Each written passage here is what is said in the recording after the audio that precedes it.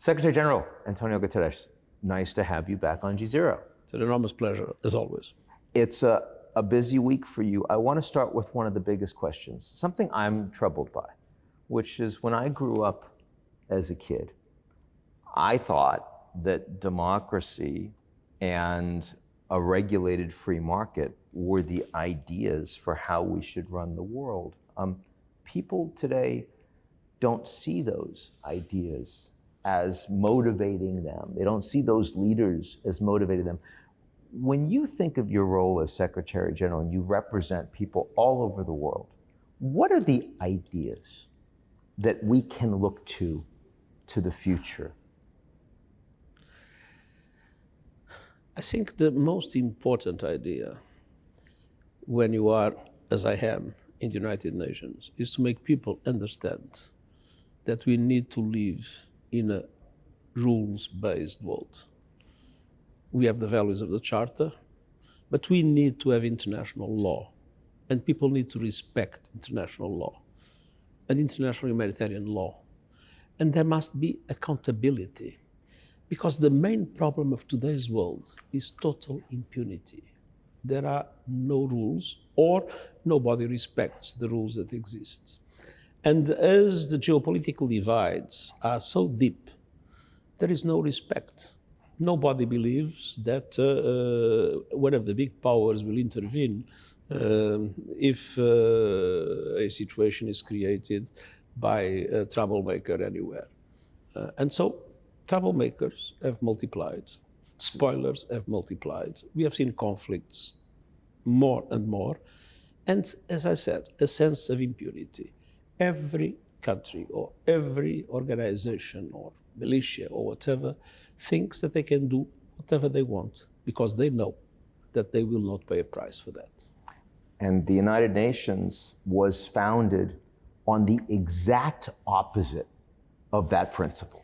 And that is why we believe it's time to look seriously into how our global governance is not working and what kind of reforms are necessary in international institutions, be it the Security Council, be it the Bretton Woods system, be it whatever is relevant in today's multilateral institution, to at least try to put some order in today's world and to avoid this chaotic development in which we see conflicts multiplying, inequalities growing, climate change without an adequate answer, and artificial intelligence without an effective way for the international community to deal with it. Now, when your institutions are eroding, when they're breaking, when they're not seen as legitimate, you have three choices. You can either reform the institutions, you can create new institutions, or you can go to war. And it seems like today, all three of those things are happening simultaneously. It's absolutely true. We are going to war. Yeah. Look at the Russian invasion of Ukraine. Look at what's happening in the Middle East. On the other hand, we are doing our best to reform institutions, and that is the reason why we'll have next week the Summit of the Future here, looking into the Security Council, looking into the Bretton Woods system, looking into governance of AI, looking into all those aspects. And at the same time, we see institutions that are less and less able to deal with the problems of today because they became outdated and because they are ineffective and sometimes deeply unfair. I mean, most of the institutions that today run the world were created after the Second World War. After the Second World War, the majority of the countries of today's United Nations did not exist. They were still under colonial domination. The global economy was totally different. I mean, the institutions of Bretton Woods were essentially created for the reconstruction of Europe. Now we have the world. Now we have the developing countries that are independent countries. Now we have a complexity in international relations with emerging economies that are putting into question the traditional hegemonic situation of the rich countries of a few decades ago. So everything is changing. And as everything is changing, we need to change the institutions to be able to deal with the problems of today instead of trying to deal with the problems of today with the rules of 1945. Now, it does appear that Security Council reform is getting a little more traction than it has historically. I see your calls to have African states as permanent members of the Security Council. The United States government is saying in principle they're interested in this. There are countries that support rule of law that matter, that have not been on because they lost World War II, like Germany and Japan. There's India that wasn't around and now has 1.5 billion people, going to be the third largest economy soon.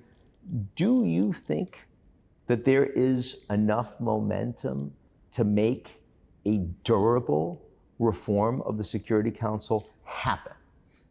Probably not immediately, but there is a huge difference in relation to the recent past. When I started my function to talk about the reform of the Security Council was a taboo. That was unacceptable. The Secretary General was not supposed even to mention that. And it was also a pipe dream. And there was a working group in the General Assembly, but they couldn't even have written texts. Now, everybody recognizes that the reform of the Security Council is necessary. I mean, the African situation is an historic injustice. Africa has been a double victim of colonialism. First of all, because of colonialism itself, and second, because of colonialism, they were not present when institutions were built. And obviously, we see today emerging economies that are very relevant in the international arena, and it makes absolute sense to take seriously into account their candidacies. It's not for me to decide who's going to the Security Council or not. It will not be easy because there are oppositions of one country against the other, so this is not yet done.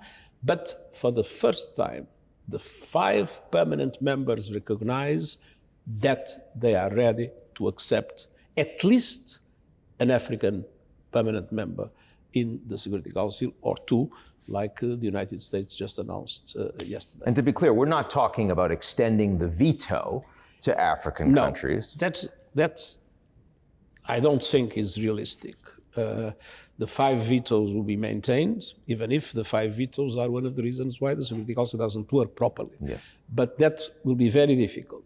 Of course, the African countries want to have the veto, and all the other candidates want to have the veto. Probably it will not happen.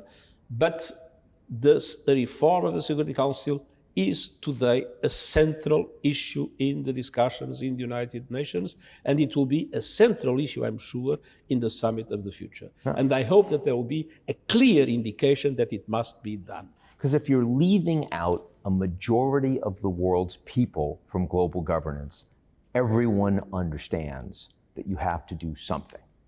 But look at today's permanent members. 3 of the 5 permanent members are European countries. I mean, Europe is not so important in today's world. I mean, come on, you're Portuguese, you're the former prime minister, you're not supposed to say that. Well, this is the truth. But, so it is obvious that we need to readjust to the reality of today's world.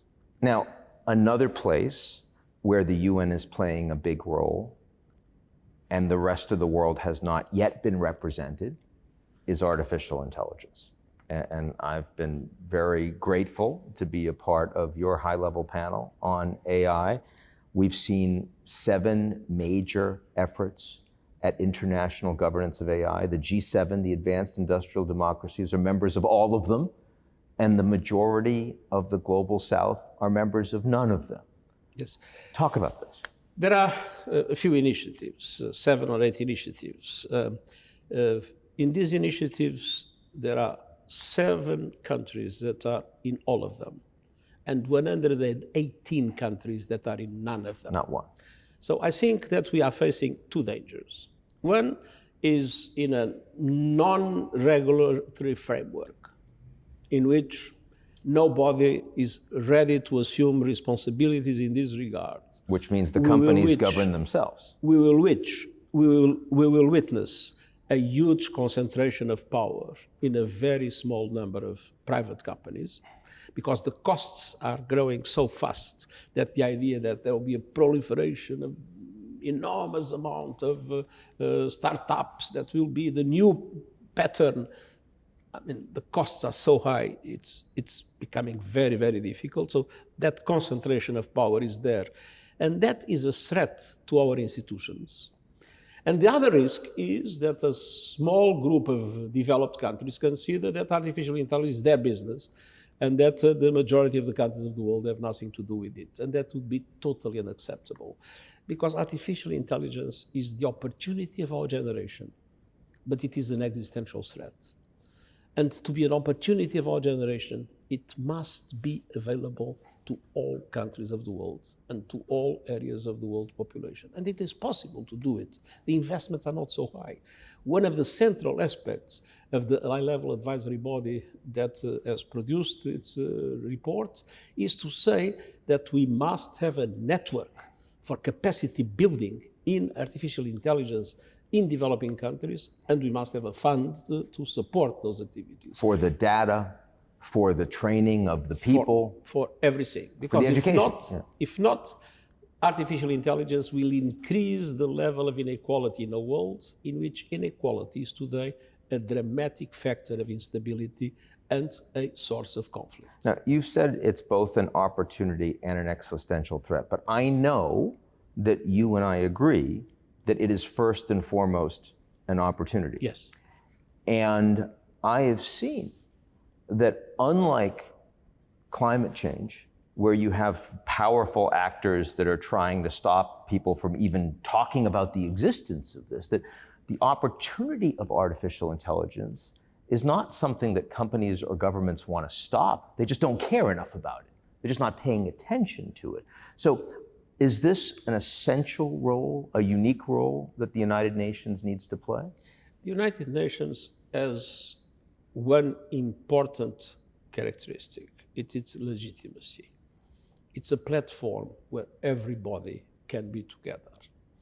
And one of the crucial aspects when we look at the future of artificial intelligence, knowing that regulation, detailed regulation will be done on a country-by-country basis, that there will be competition among countries, among companies, but we need to have a global platform where everybody can come together, governments, companies, academia, civil society, and at least follow scientifically what's happening, the reason of the proposal of a creation of an international scientific council. Panel on AI. On AI. Like we've had on climate change. Like we have on climate change. Multi-stakeholder. To have open information accessible to everybody about how AI is evolving.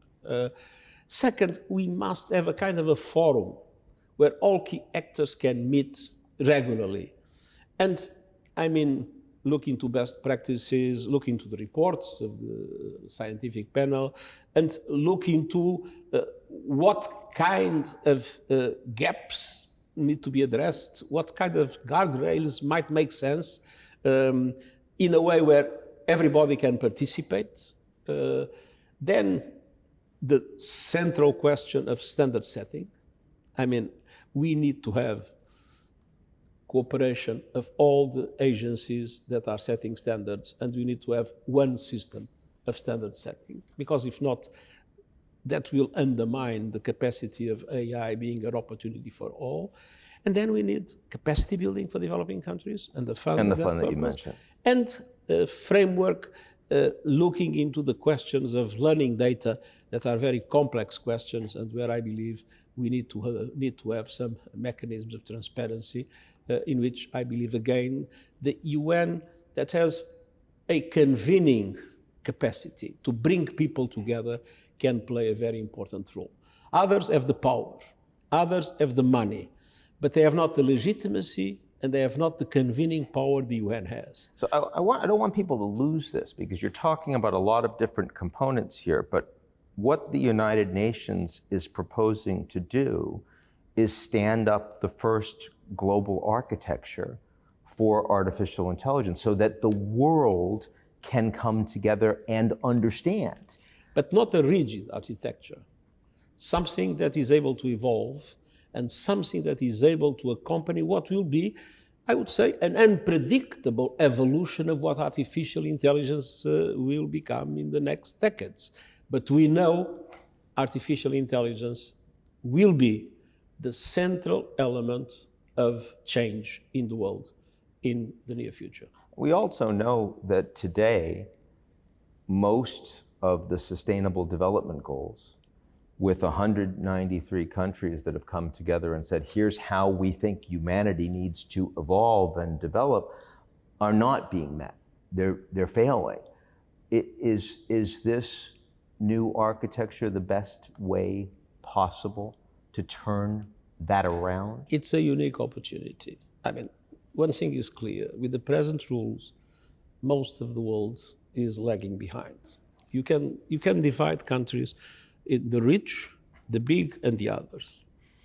The rich, of course, will be doing well. The big, I mean, the Indias, the Indonesias, even if they are not yet developed countries, the markets are so big that nobody can forget about them. And so they have shown an enormous resilience, these economies. They have proven that with the COVID, with the war in Ukraine and all that, they were able to sustain their development. Then you have the rest, the small countries, where there is no attraction for investment, where we have all kinds of extreme difficulties in the lives of people. And that is where we need something new. We need something to allow them not to lag behind. We need something to allow them to have a quantum leap. And that quantum leap can come exactly from artificial intelligence if it is properly democratized. Now, you've been working very hard behind the scenes with the leaders of many of these countries to nudge them into supporting these proposals. It appears to me, at least, I mean, I know there's a lot of differences between the Chinese and the Russians and the Americans and the Europeans and the global South, but it seems that generally there is widespread and near universal acceptance of these proposals. In the beginning, it was not easy. I think the geopolitical divides in the beginning were having an effect of trying to slow things down. But now I believe people understood that, of course, there will be competition, that, of course, China and the United States that concentrate, I don't know, 80, 90% of the investment in artificial intelligence will be competing, but that we need to have a space where everybody can come together. And now this idea, I think, is accepted by everybody. So you think today we look back and we see the critical role the United Nations played in getting everyone together to understand that climate change was happening and we needed to address it. In 10 years' time, do we look back at this United Nations General Assembly, at this Summit of the Future and say, yes, the world came together to understand that? Is that what we're doing? I hope so, but this will be the beginning. Let's have no illusions. This summit will be the beginning of a process, and we must pursue that process in a determinate way, which means we need to make people understand that we are facing totally new problems and we need to have deep reforms in the way we work, in the way we organize ourselves in our societies, and in the way we manage the international community. Now, one more question before I move on to some of the more traditional difficult problems like the wars and the rest, which is, we've already touched on the fact that in this space, the technology companies have the know-how, have the money, it's moving really fast. They have a lot of the control of what it is that AI is doing, how it applies. What does that mean practically for trying to create a governance framework? With the United Nations, that you've got member states, you don't have member companies. How is that a challenge? Well, first of all, you need to talk to them. Yeah. And second, you need to make them understand that it's probably better for all of them to have a system in which there are a minimum of rules that everybody respects, a minimum of guardrails that everybody respects, and a minimum of security concerns that everybody respects. And I hope that this will be possible. Now, you've had those conversations with a lot of the governments. How have your conversations with the leadership of the companies been? They were quite positive about the involvement of the UN, which makes me be optimistic about the possibility to seriously discuss with them the problems that we face together. And when you say they, you're saying a majority, broad brush, the big ones that we all know. the big ones, but of course it's important also to speak to lots of young people that is now doing their best to bring new science, even if we know, as I said, that there will inevitably be a high concentration in the near future. Okay, let's move to the traditional conflicts. We are almost at the 1 year of the October 7th terrorist attacks and then of the war in Gaza. Seems like everyone in the world wants this war to be over, except the leadership of Hamas and except the Israeli Prime Minister. What role can the United Nations play, if any, to help bring the war to a close? I don't think we have many possibilities to convince the leadership of the Hamas or to convince the Prime Minister of Israel. That is clear. What we can do, and we do very clearly, is first of all to condemn what was the abhorrent terror attacks of Hamas, and to say that this is totally unacceptable in a modern civilized world, and at the same time to tell Israel that the way they are conducting this war is also totally unacceptable. It is in violation of international humanitarian law. I have never seen in my time as Secretary General such a high level of death and destruction in a conflict like the one that we are witnessing in Gaza. And if what Hamas does is totally intolerable, it can never justify the collective punishment of the Palestinian people. We have a General Assembly where the Palestinians are going to be given a symbolic seat. They're not a member. Many call for a two-state solution. We're not close to that, it appears. Has there been constructive efforts that matter on the part of the member states of the United Nations to improve the long-term future for peace in the region? Well, there is a growing consensus on the need of a solution based on two states.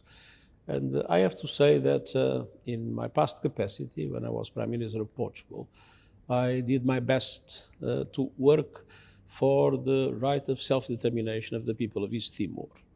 And against all odds, now their country, against the opinion of everybody that thought we would never get it, we managed altogether to guarantee that East Timor today is an independent country. Now, the same right to self-determination that I fought for the East Timorese people, I'm fighting now for the Palestinian people. You're optimistic. You're optimistic. You know, there is a sentence I usually use in these circumstances, which is copying Jean Monnet. I'm not optimistic, I'm not pessimistic, I'm just determined. Let's move to Russia. Here is an environment where not only is the war persisting, but it's being fought by a country with an immense amount of destructive capability. And it appears that there is escalation. The West continues to increase the level of the weaponry and the willingness to use that weaponry to target the Russians, and the Russians increase their missile attacks against Ukraine, its civilians, and its critical infrastructure. You work with the Russians. Not many Americans can say that right now. What do you think the mood of the Russian leadership is vis-a-vis the rest of the international community? I think at the present moment there is a clear opposition. That is, for me, obvious. But we did our best to solve some small problems, even if they were relevant, namely in relation to the release of the prisoner exchange, prisoners of Azovstal, yeah. The Black Sea Grain Initiative.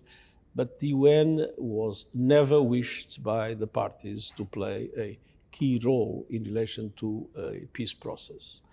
And so our position is very clear. I mean, we must stick to principles. And to stick to principles is to say that we want peace, but we want a just peace. We want a peace based on the UN Charter, based on international law. And one of the key aspects of international law is the respect for the territorial integrity of states.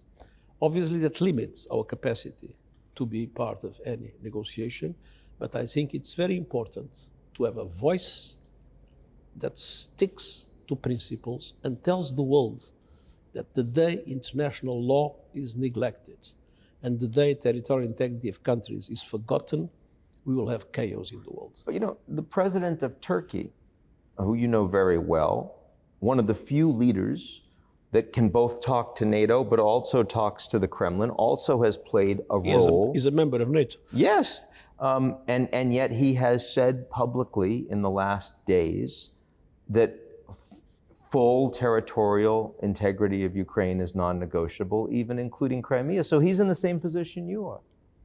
Well, that's something that I can only rejoice with.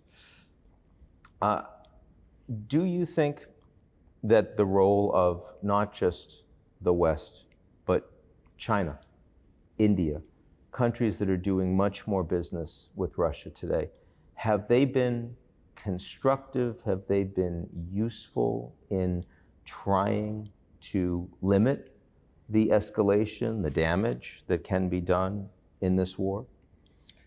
Well, I hope so. I do not know the intricacies of the diplomacy among those countries, but I hope so. I hope that they have a positive influence to help convince Russia that this war is a war that is undermining the interests of Russia itself, and it's undermining peace in the world. Final question I want to ask you about is China and the world. Because the United Nations is an organization that works quite inclusively with China and increasingly with China on peacekeepers and on AI and on climate, all of these issues. It's our second largest contributor. 22%? What is it? There has been a reevaluation and we are already above 20%. So when you look at what's happening in the world more broadly, globalization starting to fragment. People talk about de-risking, they talk about decoupling. And the Chinese, strong members of the UN, strong donors to the UN, but also building new architecture, Belt and Road, BRICS, all of this sort of thing. How do you relate to China's role in the world geopolitically? How should other countries in the world rethink, if at all, the way they relate to China? I think that China is a reality that cannot be forgotten. China was the biggest economy in the world until the 18th century, and it might become soon the biggest economy in the world. So it's a reality. Now, there are many differences, relevant differences between China and Western countries on a number of issues. And there are two possibilities. One is to try to fracture the world and to have one kind of world led by China and one kind of world led by others. I think it would be a disaster for the global economy, a disaster for the global society. The second is to say we have differences. There are points in which we disagree. There are questions that are sensitive in the economy, for instance, the questions of investment, the questions of transparency, the questions of debt, the questions of cybersecurity. I mean, there are many questions in which we eventually disagree. Let's put them on the table. Let's negotiate, and let's try to find an agreement. And my belief is that there is a large scope for a serious negotiation, provided both sides want to negotiate. António Guterres, thanks so much for joining us today. Thank you.